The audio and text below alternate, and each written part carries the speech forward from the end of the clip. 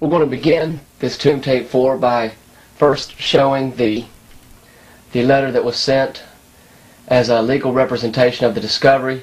It is dated, you'll notice, July the 19th, 1994.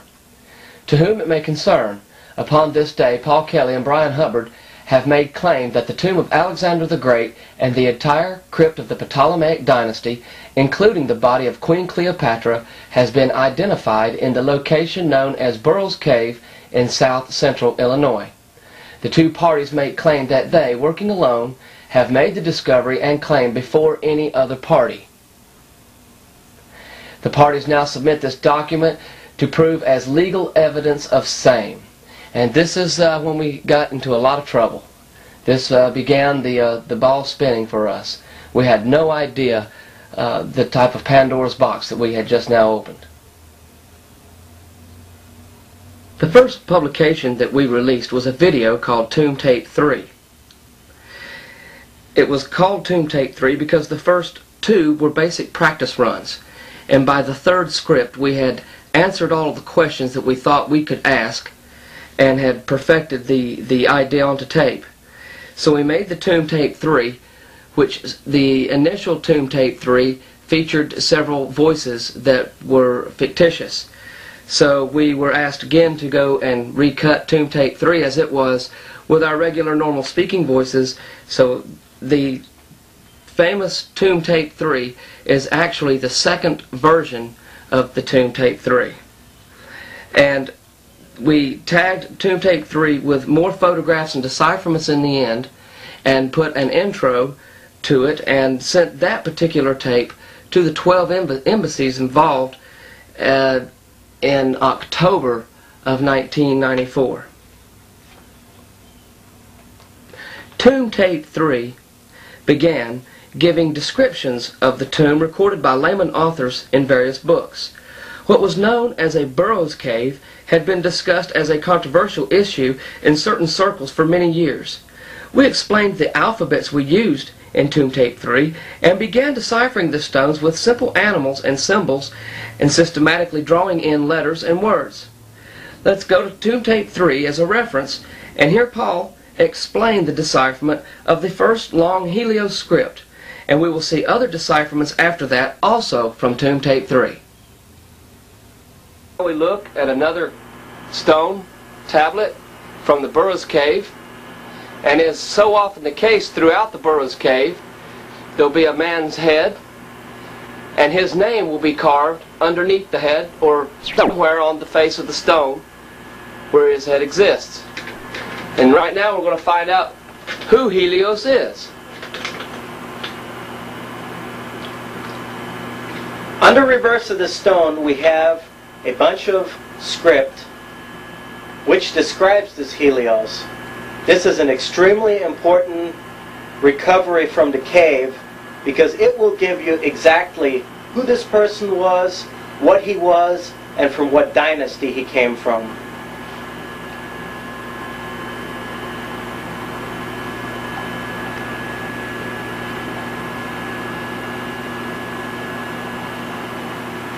Over to the left I have copied as best as I can the script that is on the stone, and looking at it, it is clearly the Etruscan script, the Etruscan. Here we have the backward F again, and we have numerous letters that are characteristic of the Etruscan script. Now this particular script is written, the words are spaced very conveniently, which is really nice for this script, and it's written from right to left. For convenience sake, I have switched over the letters to how we would read them. Now let me give you a decipherment letter by letter of what it says. This here, written like a right triangle, is pronounced as a de. This letter here is a combination of a P and a T. It is pronounced pta. Down here we have what looks like a Y that is pronounced like IU, U. Here we have an R, R. Here we have U, T, R. Here we have U again. This letter is a G. And here we have E is ending. The cross-like symbol is et. Here we have pta again. R. U. Here we have the F, and it's pronounced like Effe. Here we have G again. U, et, is. Down here we have pta. Equilateral triangle is written as a le. Now we saw the open one, the li, and the Helios. The closed one is like a le. Equilateral triangle. Right triangles are D. Equilateral triangles are le. Here we have G, T, is. Now reading this, it reads in the Latin language, a form of ancient Latin. Now I've written all the letters down. Now making it readable into what I call Church Latin. Over to the right, it reads, Deputo, Jure, Jupiter, Jugis, et Patriu, Effecetis, Ptole, Gyptis. Now what does this translate to into English?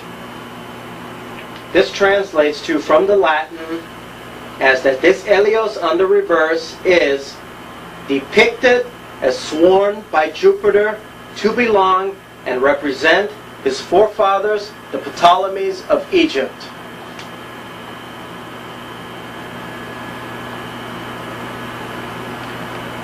We are looking at a descendant of the Ptolemaic dynasty of Egypt, one that is a member of the dynasty and is carrying on his dynasty. An authentic rock tablet from the Burroughs Cave. We're going to see what it says.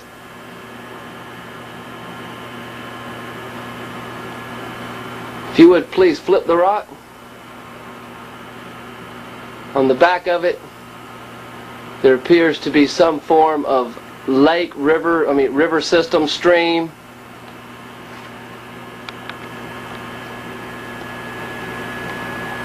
And we wonder if it's possible if the script on the other side could tell us what this meant, what this river was. Now here I took the script from the stone and wrote it out right here exactly as it is on the stone. Now this particular script here, turns out, is written in a snake-like formation.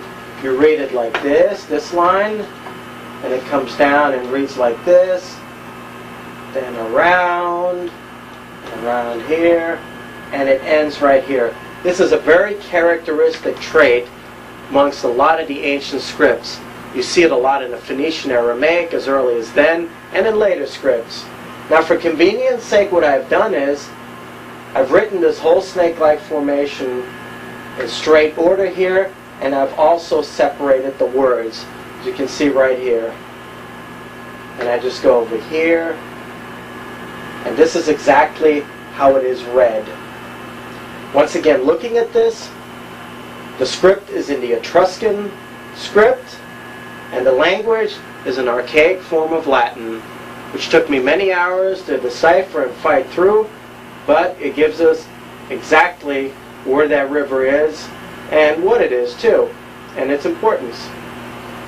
Now let me write down a chart. Let me take every single word in the column, write the transliteration and the translation, and then we will put the whole thing together for you. Okay, now what we're looking at is a word-for-word transliteration from the original ancient script into Latin. We begin with the first word, and this is a type of a T-A-B-L, tabula. Below here we have a combination of an F and an L, reads as fleos. Here we have Yube with a silent E at the end. We have seen the Yuba before, but Yube. De, Helio, Here we have the FL again, fluzu. A B, baetum with the M. Kaylee. Quos. Here we have like a modern G starting again, but it reads gade. This is the pata, read as pato. These letters here are read as pervunet. Here we have the fla, fila. P, punis. This is a combination of an F and an N. Finikeo. Here we have et again. And here we name Raumilis. Here we have Effetor and Defludet. This is a form of archaic Latin, but most of the words are identical to the Church Latin, except like the word fleos, we have the word flumen today, fluminis, which is rivers. But back then the word fluxus fleos means flowing water, so they used waterways as the word for rivers. Let's look at the translation here. Tabula, map. Fleos, plural for rivers. Eube, of Yuba. De, by. Helios, flusus, singular, river. Baetos, baetum is the Baetis, the name of the river. Kaeli means inscribed in rock. Quos, in this case, means on which. Gade, from Gades, a famous city, port city. Poto means powerful. Pervunet means navigated, from the word pervenio. Fila means offshoot or branch, like a genetic branch or offshoot. Punis means Punic. Finikeo means Phoenician. Et means and. Raumilis is the Romulans, which here it seems is the old word for the Romans. They were called the Romulans, not the Romans. Makes perfect sense because Romulus was their founder, so why would they not be called the Romulans? Effetor means crushed, and defludet means they vanished. Now let's put all these words together into the paragraph and get the exact meaning of the script on the rock. Here we have the English translation. It says, Yuba's map of rivers by Helios. On this rock is inscribed the river Baetis, on which the powerful Punic branch of the Phoenicians from Gades navigated and vanished after Romulans crushed them. Now we know the name of the river Baetis, and it also names a city known as Gades. And we have the Romulans, which is the old original name of the Romans, who crushed these Punic branch of the Phoenicians, which were the Carthaginians. Now we have reference to the Second Punic War, which the Romans destroyed the Carthaginians in Spain. And we have the name of the river and the name of a city. And see who this man is. Here we have the man by his representation of the bird here.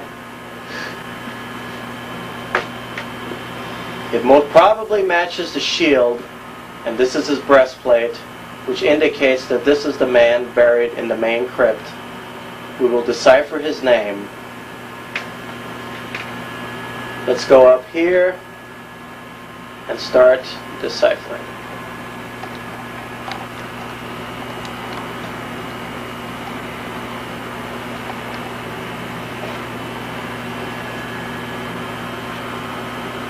Here we have Ba, S, A, Le, Ke, S, U, Pe, Le, O. Baz, Alex, U, Peleo. Let's look over here. Baz, Alex, U, Peleo. King Alexander of Pella, also known as Alexander the Great. This is the man that lies in the main crypt. The map of the ancient Roman world at the time of Augustus. Now here we have Egypt, conquered in 30 BC by Augustus Caesar. He fought a civil war against Mark Antony and Cleopatra. Mark Antony and Cleopatra both committed suicide, and Egypt was annexed to the Roman Empire. It was also the last time that the body of Alexander was viewed by Augustus as well as all the King Ptolemies. They were never ever seen again. Now, let's look at the children of Mark Antony and Cleopatra. Now we have to go further into history to find out how this crypt possibly came over here. Let's look at the children of Mark Antony and Cleopatra. Now Cleopatra had a son with Julius Caesar called Caesarion. Now he was killed while trying to flee to Ethiopia by Augustus Caesar when Egypt was conquered. There were 3 surviving children of Mark Antony and Cleopatra, which went to Rome and were raised by Augustus Caesar, Octavian's sister, her name Octavia. The name of the 3 children were Cleopatra Selene, which Selene means the moon, Ptolemy Philadelphus, and Alexander Helios. These were the 3 children that were taken to Rome after the fall of Egypt and raised by Octavia. Now history no longer records what happened after the childhood of Ptolemy Philadelphus and Alexander Helios. They just vanished from history.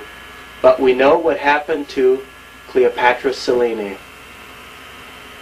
Let us now go to Mauritania. Yuba, who we mentioned, this person Yuba here is a famous historical figure.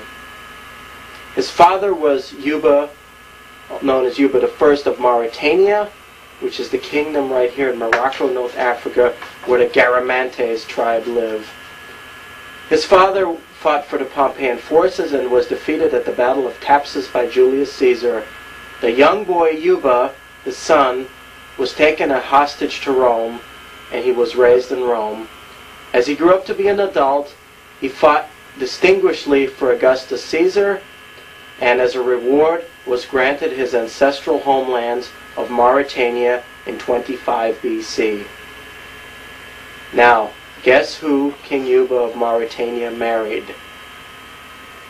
He married the daughter of Antony and Cleopatra, Cleopatra Selene. She became the queen of Mauritania. And what happened to the other 2 boys, no one knows. What we know about Yuba was that he was a historian. He traveled a lot and wrote a history of Egypt, Assyria, Persia, Rome, Greece, and of his own people, the Garamantes Mauritanians. None of his historical works survive to this day. What about the 2 boys, Alexander Helios and Ptolemy Philadelphus?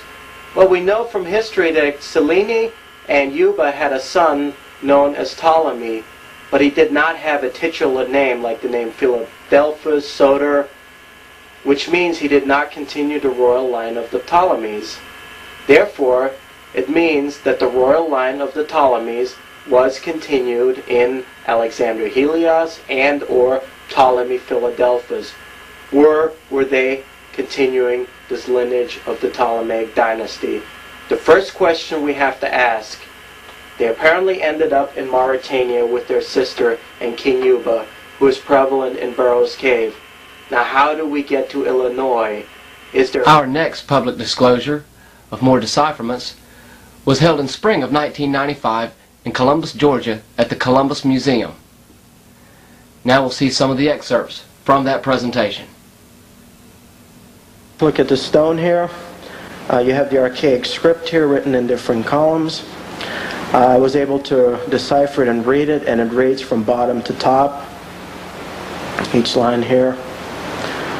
And here you have the characters to the right, which appear to be very similar to Ogham, but I believe it's a numerical index system in this case.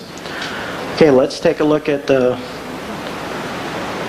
basic transliteration and translation. Initially I thought it would talk about a ship or some type of a historical event, but I guess I had to be taught a biology lesson here, and the whale on the bottom made sense to me. Okay, basically after deciphering the script, it came out to a vulgar form of Latin, which pronounces fateo litiga qui capissare effetto et aiubalina carme gymnetitos loc coevabat finios et via finita hodie. Okay, let's give a translation of what it says. You can take a look at this real quickly just to get an idea. I can write books on the decipherment, which I will do later once the tomb has been identified. But let me give you the translation of what this stone here, and it's very interesting. It looks like the person in the boat in the back was putting something into the water or making an observation, and this is what he says. He says, "I am revealing an argument which I will make understandable. I affirm that not only do whales make sounds when mating, but occasionally approach land, ending their travels." Very interesting. We had a scientist back then who did a study on whales, and it's recorded in the Burroughs Cave. Now this is the stone that really put the nail in the coffin for me as to what is in the tomb. You have the same type of inscription again. Okay, and it reads again from right to left, and then from left to right, and on, which I had called snakes in the other video, but there's a fancy word which I forget all the time. Okay. Okay, and it reads as, here's the kind of lettering here, Bello Helio Albo et filia quideleo bene finivi, quoque perhibe reges el netua. And the translation is very interesting on this stone. And it translates as the handsome white Helios, defined as the righteous one by the people and possessor of the Hellenic kings. Now when I read possessor of the Hellenic kings, I was saying, well, it must be referring to all these other corpses that are in the body, and this Alexander Helios is the possessor. Now the main question I had, and we're still pondering over the answer, and I have a hypothesis over it, is how did the tomb get from Alexandria to America? We have evidence from the description what Russ gave of the tomb, the person that is depicted in the tomb, and by the way, the bird that you saw in Alexander, the falcon-like bird, it's very interesting that the word Alexandros in Greek means fowl of the air, which a cock, a bird, or fowl of the air. And it's very interesting, it seems like that he wore his name or his emblem on his shield and on his breastplate. And now we have this here. Like as Alexander Helios disappeared from history as a small boy, he somehow ended up over here to run this Mauritanian colony for his brother-in-law Yuba, who was married to Cleopatra Selene. Is there a bit of, can I see this?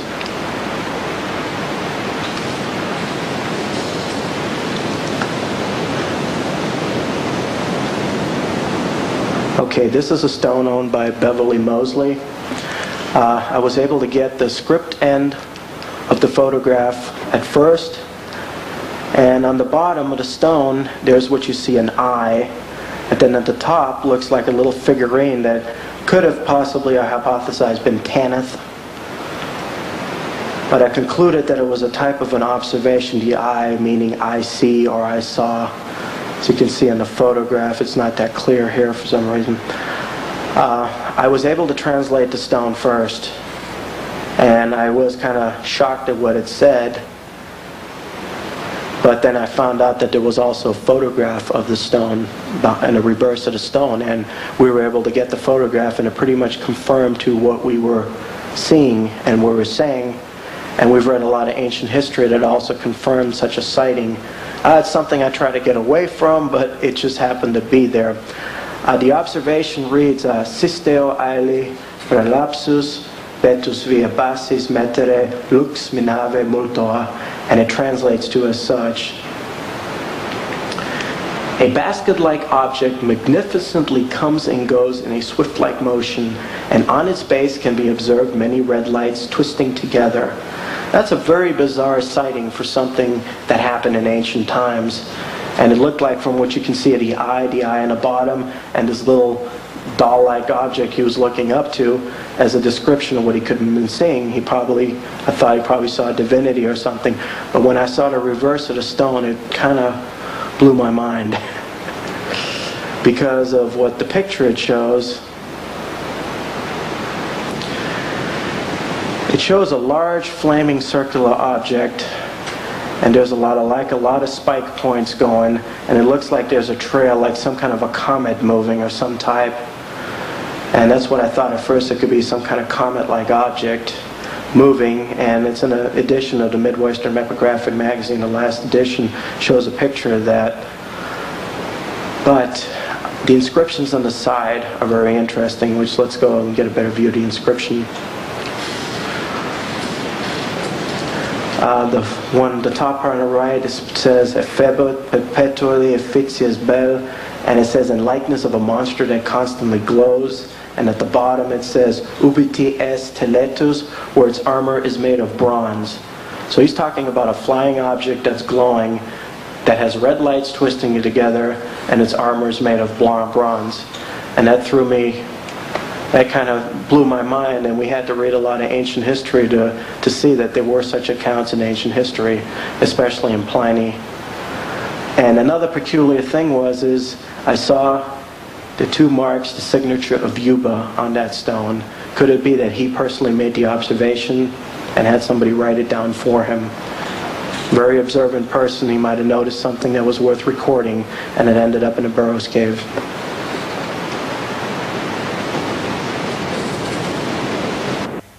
These, as well as other decipherments, were made public.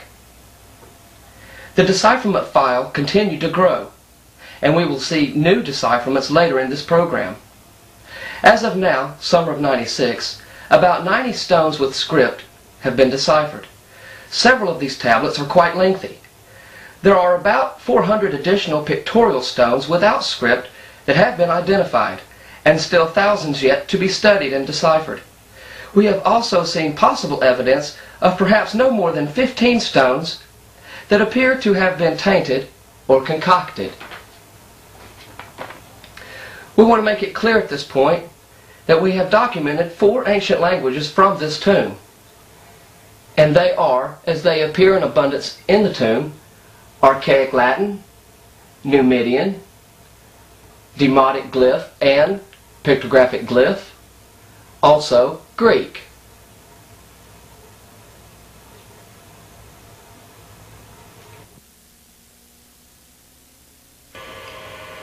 We continue to make videos such as this one, outlining our copyrights and the story discovering the tomb of Alexander the Great.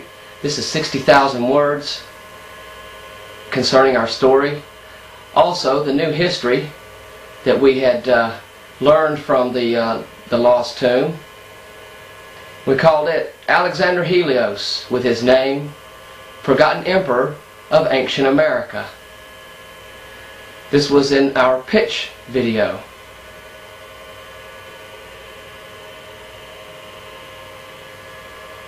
We also did a video, a modern discovery of the lost tomb, and actually documented who was first to get to the tomb. And in it also we show how the stories were concocted. We show a layout grid of the area and how the perpetrator had gotten from his hometown into the target area. This video also documented how the intruder used a series of treasure books to find his tomb. Let's go to this video that was cut called Searching for Alexander's Tomb. Before I show footage of our current operation, there's a couple of things I'd like to point out. Is we have a lease agreement on the property, and I want to take your attention to one of the paragraphs in the lease agreement. The names have been covered to protect privacy. However, there is a clause I'd like for the viewer to see. Our lease covers 20 acres in Marion County, Illinois. Says, for the purpose of locating the tombs of Alexander the Great, Cleopatra, the Ptolemy family, or any other notable old world visitors, and recovering buried artifacts, scrolls, statues, treasure, coins, jewelry, and or monetary value therein. And here I'm focusing in on where it says tombs of Alexander the Great, Cleopatra, the Ptolemy family. So our evidence was conclusive to the landowner for us to be able to secure a land lease to look and search for the tombs of Alexander the Great and Cleopatra. We are the only people in history to secure a lease to search for these people. The searching video actually takes you down to the tomb site and shows you how our dig is going.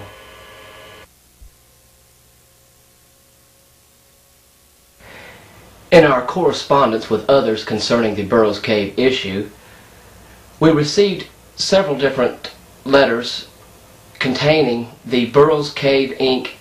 insignia and name, and our office manager at Ptolemy contacted the capital of Illinois, Springfield, and was to learn that there was no such Burroughs Cave Inc. Yet we continued to receive correspondence on the Burroughs Cave Inc. letterhead.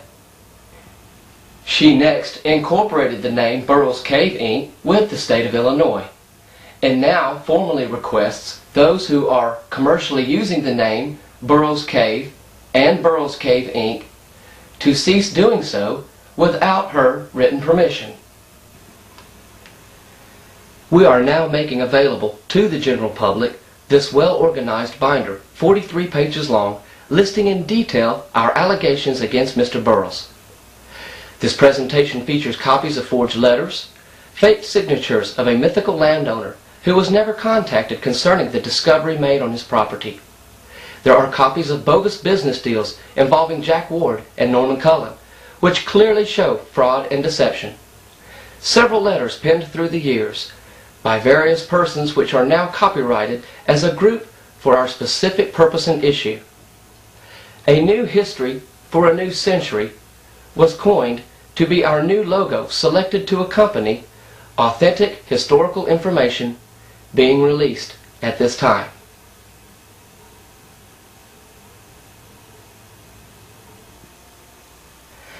At this time, we wish to detail several of our statements and make our specific claims clear. First and foremost is the fact that Alexander the Great is buried in the Burroughs Cave. No decipherments contradict this claim, but all support it in some capacity. No one has brought forth any evidence to even slightly suggest different.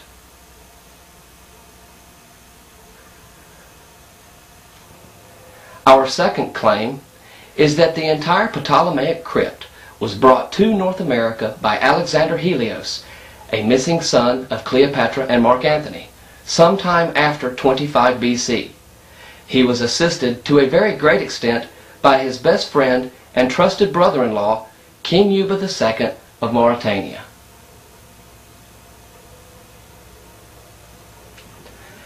Our third claim is that the ancient Etruscan language from central Italy is a form of Latin in its agglutinative stage. If you are interested in this controversial issue, we will be producing a video series covering archaic Latin very thoroughly. The first tape of the series is now available. Our fourth claim is that there is absolutely, positively, no Ogham inscriptions in North America. No Ogham Consane, no hair Ogham, no beard Ogham, no teeth Ogham. We will be releasing our proof of this in another video production very soon concerning Ogham script and the decipherments of Ogham script. This claim is liable to make many very upset at us. But we have to do this in order to sustain the credibility which we therefore desire. The Michigan tablets are not old. This item is marked for discussion also on the Ogham tape to be released soon. Our sixth claim is that the Paleo-Hebrew inscription at the Los Lunas site in New Mexico is also a modern-day forgery.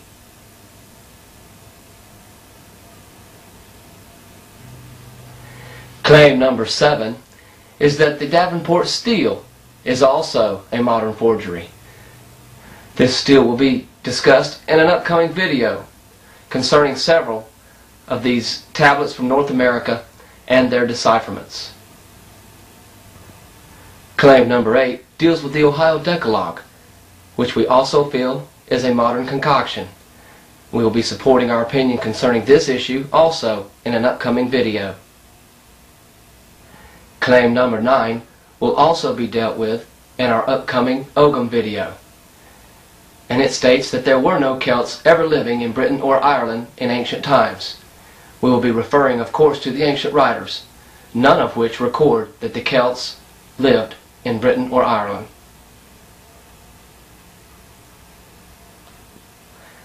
Our 10th and final claim for this segment is that Welsh and Gaelic are not Celtic languages, and anyone who says they are simply is not informed well. Okay, now we're going to take a look at some new decipherments being released for the first time on this video, featuring Paul Shafranca.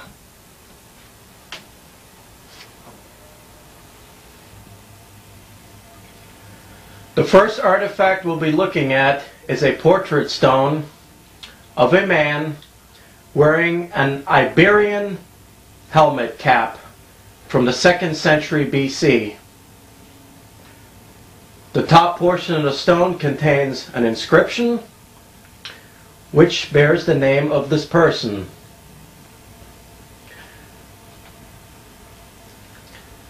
The inscription on the top is in the Numidian alphabet. We are now going to look at the letters and reveal the name of this famous historical character.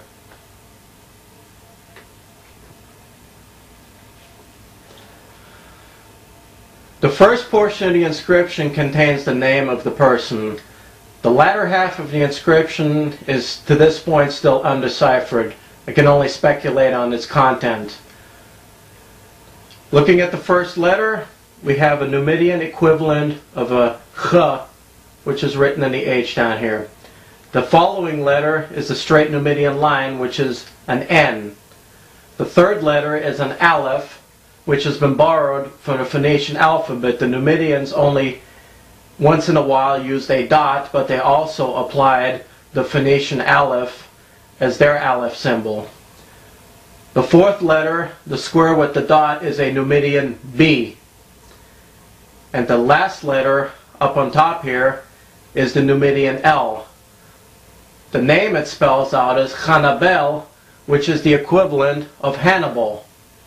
The portrait portrayed is the famous Hannibal Barca.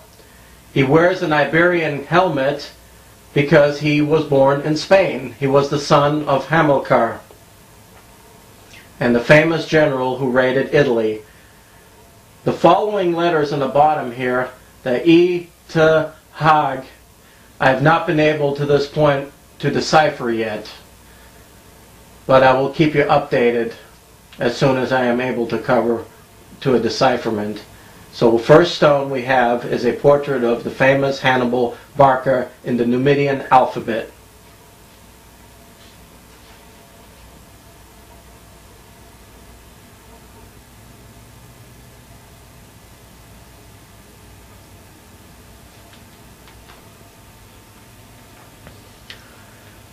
Our next artifact also features the portrait of a very famous historical figure.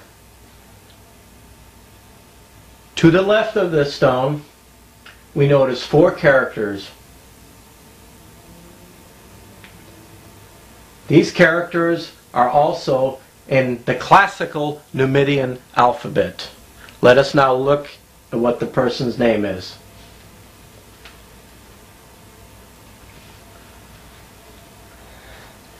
The script on the stone is written from bottom to top.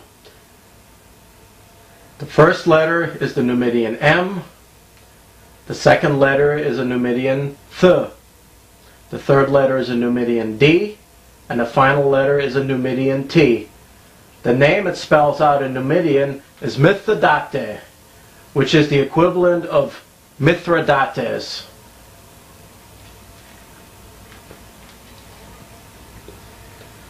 This is a very detailed portrait of Mithridates VI, the great king of Pontus, who terrorized Rome in Asia Minor from 70 to 80 BC. He was an ardent enemy of the Roman Empire, and he was finally defeated first by Lucullus and then by Pompey.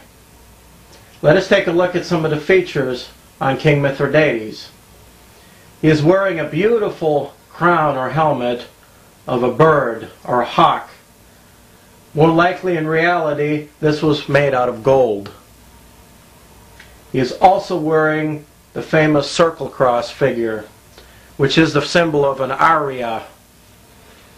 It descends from the Persians, who also, the Persian nobility, called themselves Arya and Arya. The kingdom of Pontus was one of the few kingdoms that was not totally engulfed by Hellenism, so therefore the dynasty which began in that area also called themselves Arya and Arya, after the Persian model of the Achaemenid dynasty. So here we have a portrait of Mithridates VI of Pontus wearing a beautiful bird-like helmet, possibly made out of gold, and wearing the symbol of an Arya.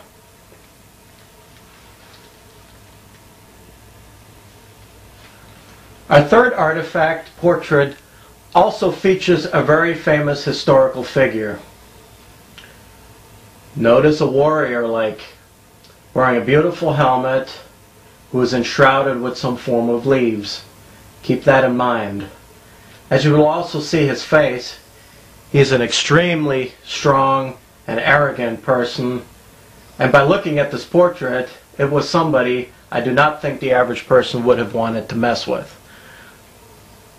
To the right, up at the top, is an inscription which gives the person's name and a little description about him.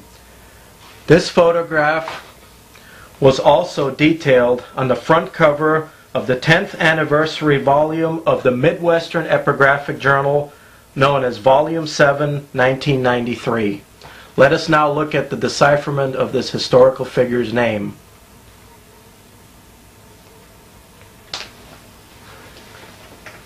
Let us now look at the characters and the decipherment of this script.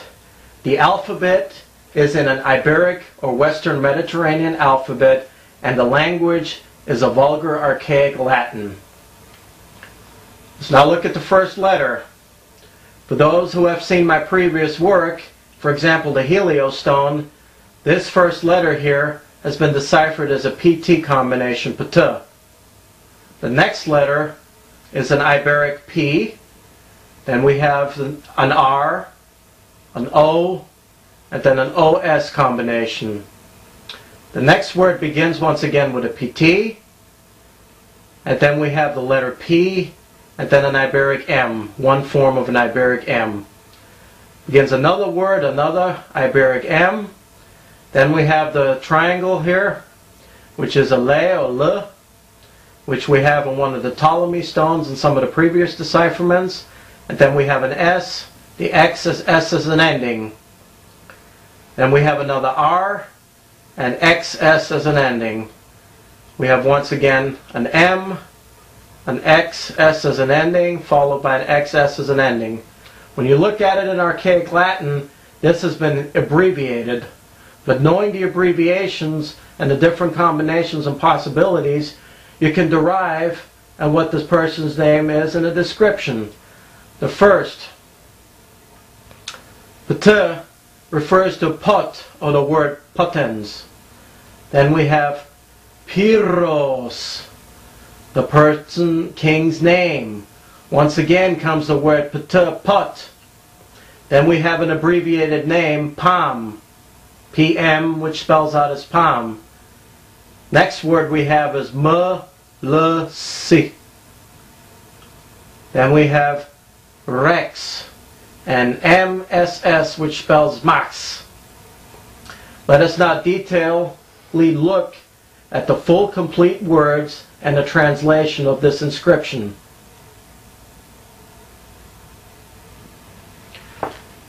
Now I will take this abbreviated archaic Latin and translate it as closely as possible as I can to classical Latin translation. First one's pot is the Latin word potens. We have the name Pyrrhus, Once again, potens. And then the PM is an abbreviation for the Latin word pampineos. Very significant word. As I said before, remembering all the features of the stone. This is a very significant word.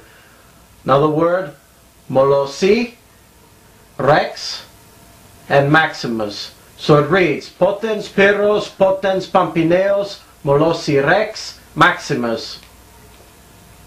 Now let us get the English translation for it.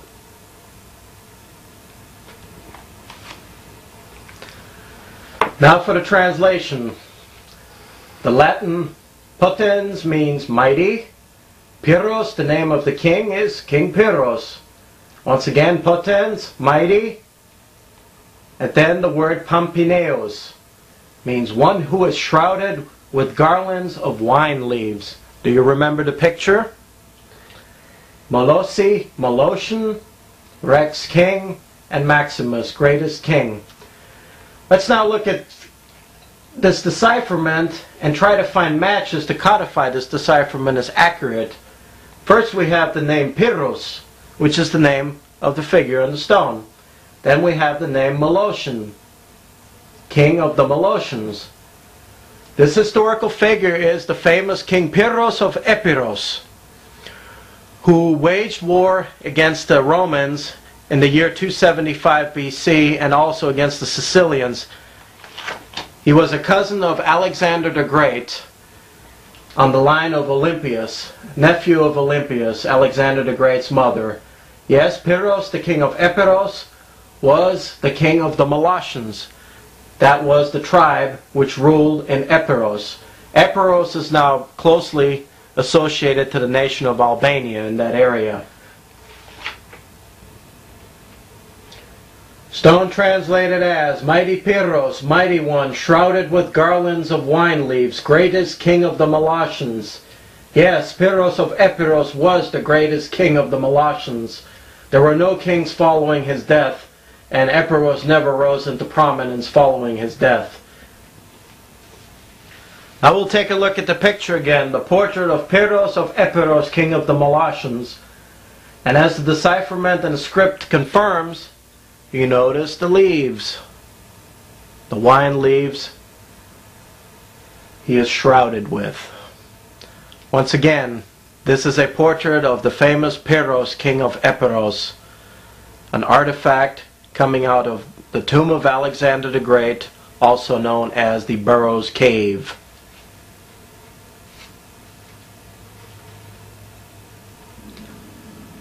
Our next artifact features a helmeted person of important significance. We see a strange style helmet which appears to be an Achaean Greek helmet. And then we have a person wearing a type of body armor. The significant part of this stone is the reverse of this stone. Let us take a look at the reverse.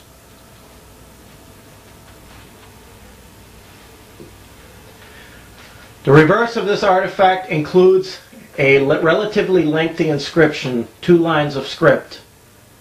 It is read from right to left. The alphabet, once again, is in the Numidian alphabet. And remember, this stone originated in North America.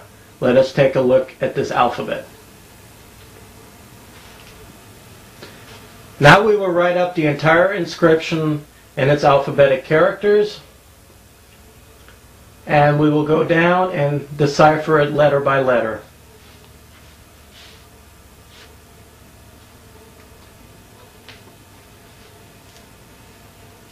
In deciphering this Numidian alphabet, I determined that it was a Category 2 neoclassical Numidian. There are like 3 different categories in the Numidian alphabet, but the interesting part of this is the language of the decipherment. Broke everything down. The first letter translates to a wa, the second letter is a s, third letter is a r. Next word we have a wa, circle with a dot is a b, and then circle is r. So again we have wa, r, h. P, r, h, un, h, aka. Very interesting thing I came to when looking at this is that this category 2 Numidian was largely used mostly by Libyan-speaking people, whereas the category 1 was used more by Moroccan, Algerian, who spoke a Berber form of Numidian, which is very similar to a Berber today. But this employed a Libyan language which is very identical to Egyptian Demotic. Let us now look at the translation of this stone.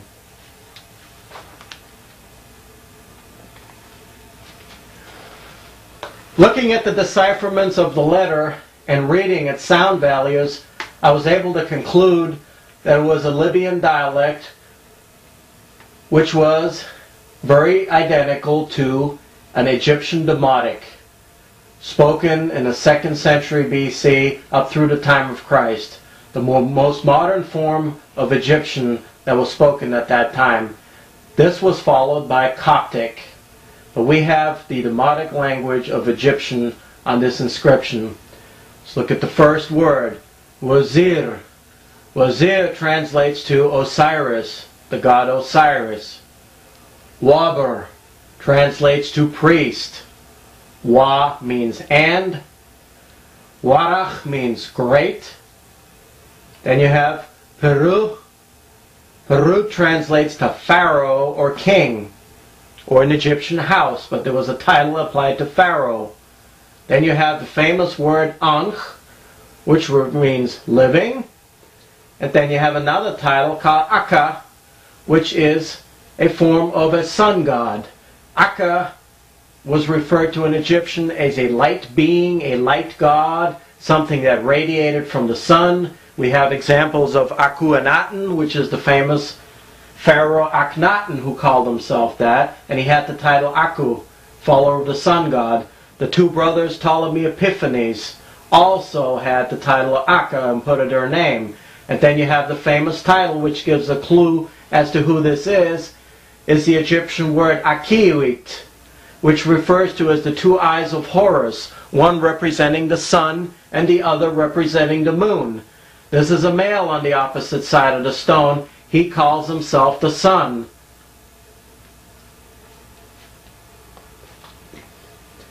So, what does the Egyptian Demotic Wazir, Waber, Warak, Ankh, Akka, Peru translate to? All these different words, they translate to, I am the priest of Osiris and great king, the living sun god. Now, as I said, Akka, sun god, also represented Akuit, the two eyes of Horus, one representing the sun and one representing the moon. I draw a conclusion that this person defined as Alexander Helios, the sun, for his twin sister Cleopatra Selene was known as the moon. So he is representing himself as a living sun god. This stone is also from the tomb of Alexander the Great, known as Burroughs Cave. These four examples I have just given you are just a very small portion of the tablets that have been deciphered. Many more have been deciphered, and these will be featured in several linguistic videos. The two featured videos will be the Etruscan, Latin, archaic languages, and then we will have a second portion of a linguistic video specializing in the alphabets and languages that are found in the tomb of Alexander the Great, Burroughs Cave, that stem from North Africa. These will be featured in great detail. We will be featuring alphabets and linguistic terms so that the person watching it can follow closely. Thank you very much.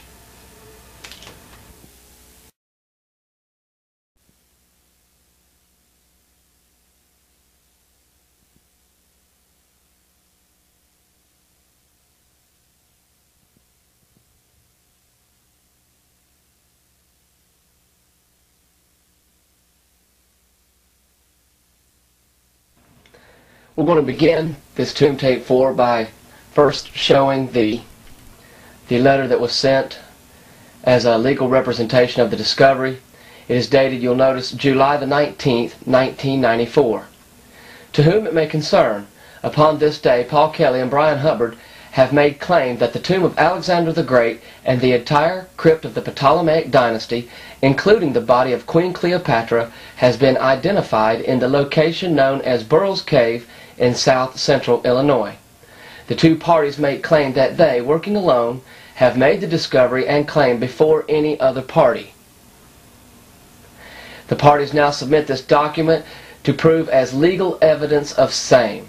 And this is when we got into a lot of trouble. This began the ball spinning for us. We had no idea the type of Pandora's box that we had just now opened. The first publication that we released was a video called Tomb Tape 3. It was called Tomb Tape 3 because the first two were basic practice runs. And by the third script we had answered all of the questions that we thought we could ask and had perfected the idea onto tape. So we made the Tomb Tape 3, which the initial Tomb Tape 3 featured several voices that were fictitious. So we were asked again to go and recut Tomb Tape 3 as it was with our regular normal speaking voices. So the famous Tomb Tape 3 is actually the second version of the Tomb Tape 3. And we tagged Tomb Tape 3 with more photographs and decipherments in the end and put an intro to it and sent that particular tape to the 12 embassies involved in October of 1994. Tomb Tape 3 began giving descriptions of the tomb recorded by layman authors in various books. What was known as a Burroughs Cave had been discussed as a controversial issue in certain circles for many years. We explained the alphabets we used in Tomb Tape 3 and began deciphering the stones with simple animals and symbols and systematically drawing in letters and words. Let's go to Tomb Tape 3 as a reference and hear Paul explain the decipherment of the first long Helios script, and we will see other decipherments after that also from Tomb Tape 3. We look at another stone tablet from the Burroughs Cave, and as so often the case throughout the Burroughs Cave, there'll be a man's head and his name will be carved underneath the head or somewhere on the face. Epatriou efegetis ptole giptis.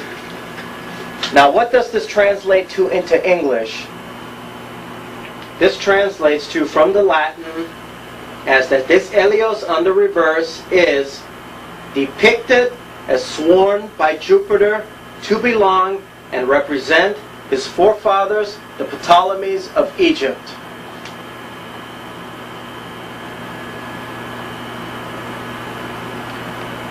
We are looking at a descendant of the Ptolemaic dynasty of Egypt, one that is a member of the dynasty and is carrying on his dynasty. An authentic rock tablet from the Burroughs Cave. We're going to see what it says.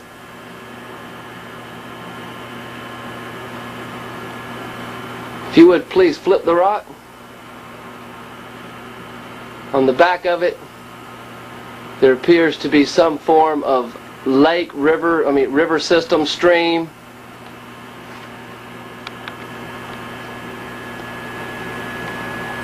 And we wonder if it's possible if the script on the other side could tell us what this meant, what this river was. Now here I took the script from the stone and wrote it out right here exactly as it is on the stone. To the stone where his head exists. And right now we're going to find out who Helios is. On the reverse of the stone we have a bunch of script which describes this Helios. This is an extremely important recovery from the cave because it will give you exactly who this person was, what he was, and from what dynasty he came from.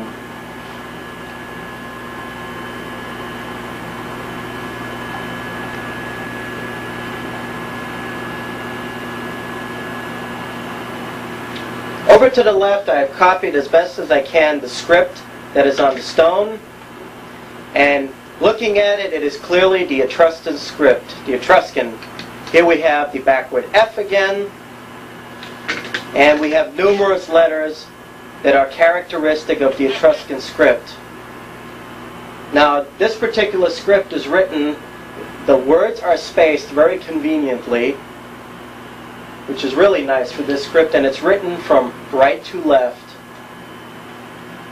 For convenience sake, I have switched over the letters to how we would read them. Now let me give you a decipherment letter by letter of what it says. This here, written like a right triangle, is pronounced as a de. This letter here is a combination of a P and a T. It is pronounced pta. Down here, we have what looks like a Y that is pronounced like IU, U. Here we have an R, R. Here we have U, T, R. Here we have U again. This letter is a G, and here we have E is ending. The cross-like symbol is et. Here we have pta again, R, U. Here we have the F, and it's pronounced like Effe. Here we have G again, U, et, is. Down here we have pta. Equilateral triangle is written as a le. Now we saw the open one, the li and the Helios. The closed one is like a le. Equilateral triangle. Right triangles are D. Equilateral triangles are le. Here we have G, T, is. Now reading this, it reads in the Latin language, a form of ancient Latin. Now I've written all the letters down. Now making it readable into what I call Church Latin. Over to the right, it reads, Deputo, Jure, Jupiter, Jugis,